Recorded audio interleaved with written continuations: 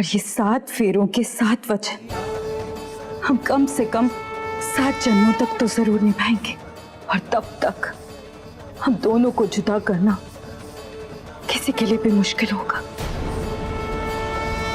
और उसके बाद भी अगर आप कोशिश करना चाहें तो जरूर कीजिएगा, क्योंकि आप बड़ी हैं, आपको पूरा हक है।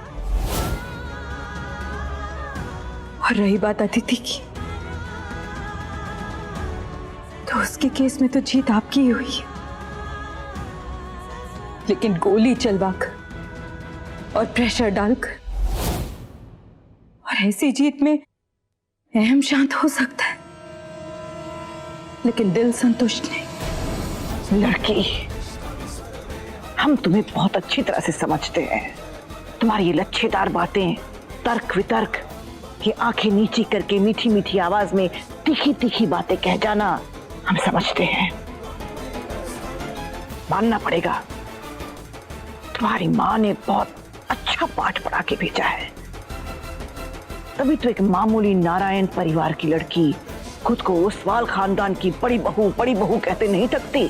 जी आपने सही कहा, ये माँ की सीख ही तो है कि आप मुझे चाहे कोई भी नाम दे दे, कुछ भी कह दे, आप हमेशा मेरे लिए बड़ी और आदरणीय रहेंगी।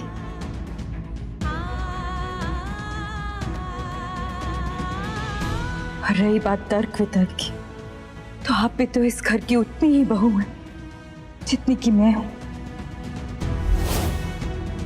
बस पीढ़ियों का ही तो फर्क है। शादी से पहले आप भी तो शर्मा ही थी, ओसवाल तो बाद में बनी थी। और ओसवाल होने पर जितना आपको गर्व है, उतना ही मुझे भी और हमेशा रहेगा।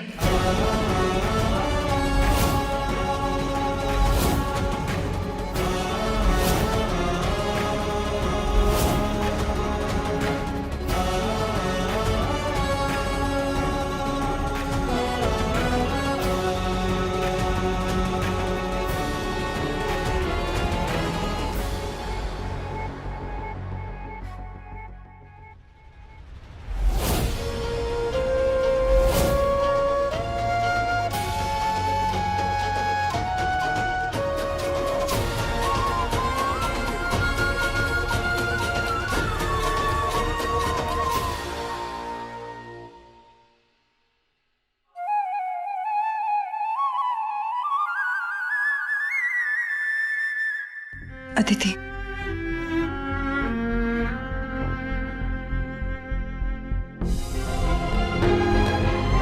क्यों कर रही हो भाभी आप ये सब?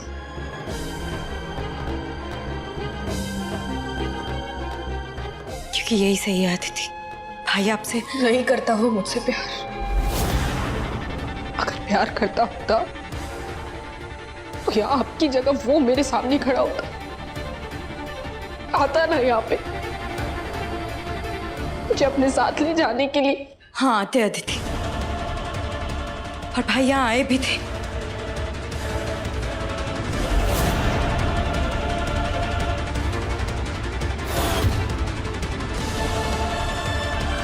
भाई,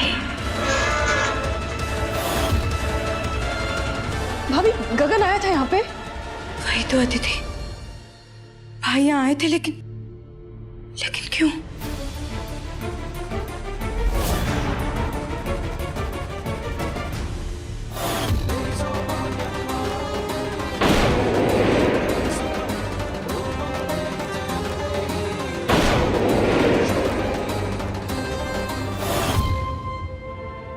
भाभी बोलिए ना, क्या क्या कह रही थी आप? गगन यहाँ पे आया था, कहाँ आया था, क्या हुआ था? आप चलिए मेरे साथ अदिति। कहाँ? लेकिन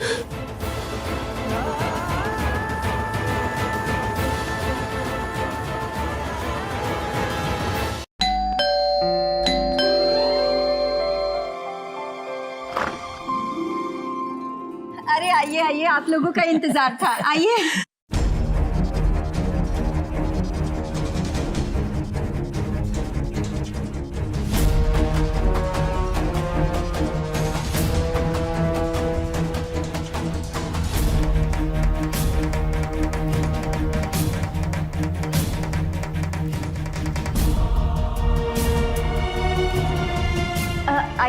बैठिए ना।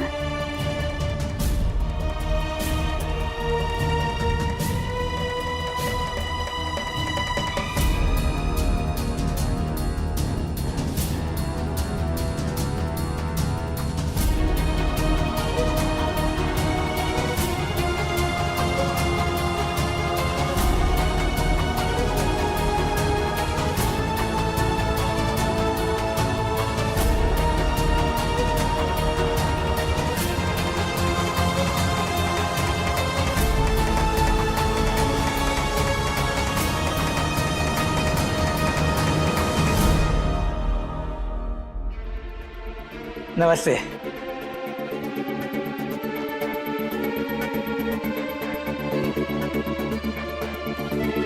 धनबाद हमारे जो आप सभी लोग हमारे घर पधारे। आप खड़े क्यों? बैठिए ना। अरे बेटा जाके कुछ ले। अरे नहीं रहने दीजिए। या वी आर फाइन। अच्छा ठीक है। लीजिए ना, चाय नाश्ता लीजिए ना। जलेबी, समोसा, कचौड़ी सब हमारे पड़ोस के हलवाई के यहाँ से आया है। नहीं, हम सब लोग अभी भी खा के ही आए हैं। Thank you. वैसे आप सभी लोग भी गीतांजलि देवी जी की तरह समय के बड़े पाबंद है, वरना आजकल तो लेट आना बड़े लोग होने की निशानी मानी जाती है। लेकिन हाँ, माफ करना, घर छोटा है हमारा। अरे नहीं, कोई फॉर्मेलिटी नहीं है। हम भी और कंफर्टेबल। मुनीम जी, मयंक कहीं नजर नहीं आ रहा? जी बस आता ही होगा, मैं बुला लेता हूँ। मयंक बेटा, माफ कीजिएगा, बस आ ही रहा हूँ। वो चलने में थोड़ा टाइम ज्यादा लेता है ना।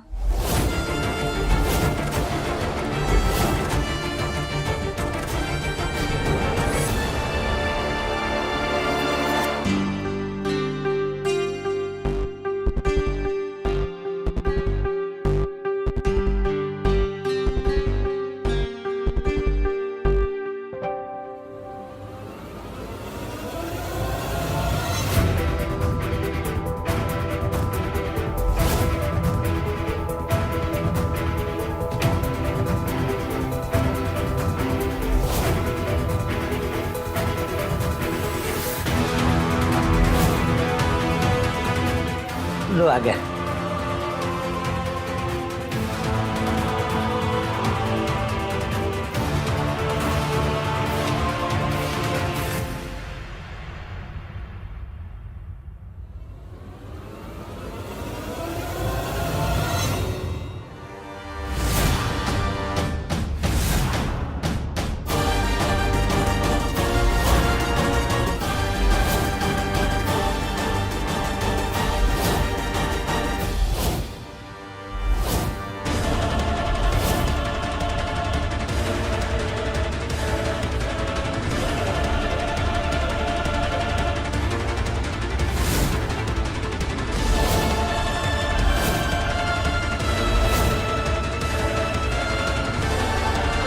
भाई ये तो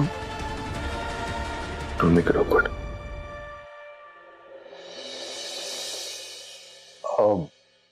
यही मयंक है। मैं चलने में टाइम जरूर लेता हूं, लेकिन बात समझने में और गुत्थी सुलझाने में नहीं।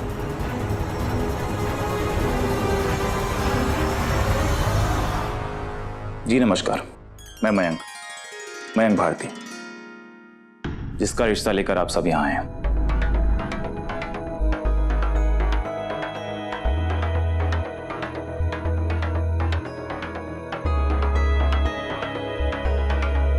वैसे अभी आपने मयंक को चलने में असमर्थ पाया, बस वैसे ही कोई भी देखता है मयंक को तो वैसे ही समझ लेता है कि वो चलने में असमर्थ है।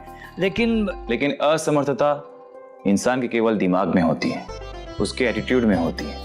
मेरी असमर्थता ना मेरी गरीबी में है और ना ही मेरे पैर में।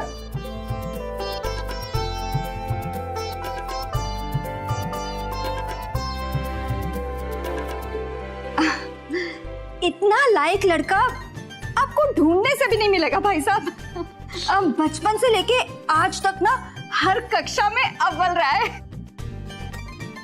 ये देखिए, ये सब ट्रॉफीज मेरे बेटे ने जीती है। हमारे घर में ना अलमारी और दीवारें कम पड़ जाती है, लेकिन ये ट्रॉफी आनी नहीं रुकती। और हमारे मयंक बेटा ने तो 3 बार यूपी स्टेट टॉप भी किया है। और इस बार तो भैया आईएएस भी क्लियर कर लेंगे। वो एक बात पूछनी थी आपसे।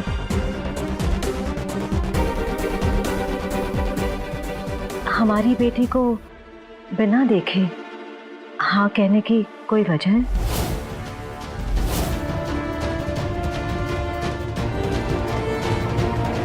इनके कहने का मतलब है कि अगर मयंक चाहे तो अदिति की तस्वीर। गीतांजलि देवी जी के काफी एहसान है हम पे, समझ लीजिए एहसान चुका रहा हूं। देखिए, एहसान चुकाना एक अलग बात होती है और रिश्ता बनाना और निभाना अलग बात होती है। आप कोई दबाव में आके तो ये शादी नहीं कर रहे ना, आप ऑनेस्टली बता सकते हैं। साइकोलॉजी ऑनर्स का स्टूडेंट हूं। आपकी बॉडी लैंग्वेज देखते ही समझ गया था कि परेशानी आपको है। देखिए, मैंने तो अपना मन बना लिया है। कहने का मतलब ये है कि बात आपकी बहन की है। तो आप बताइए, कोई आशंका या किसी प्रकार का दबाव तो नहीं?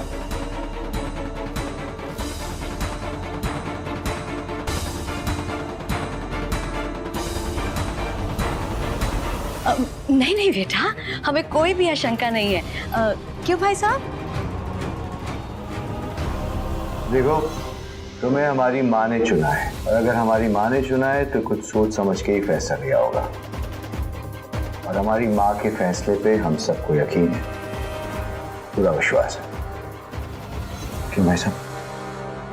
हाँ बिल्कुल जी बिल्कुल, हमें भी पूरा विश्वास है। तो ठीक है, फिर हमारे पंडित जी ने आज रात 9 बजे का मुहूर्त निकाला है। अगर आप सबकी मंजूरी हो तो हम सब शाम में टैक्सी लेकर आपके यहाँ पहुंच जाएंगे। बेटा टैक्सी क्यों? हम अपनी गाड़ियां भेज देंगे ना, आप पूरा परिवार आराम से आइएगा। क्यों भाई साहब? हाँ। 1 मिनट,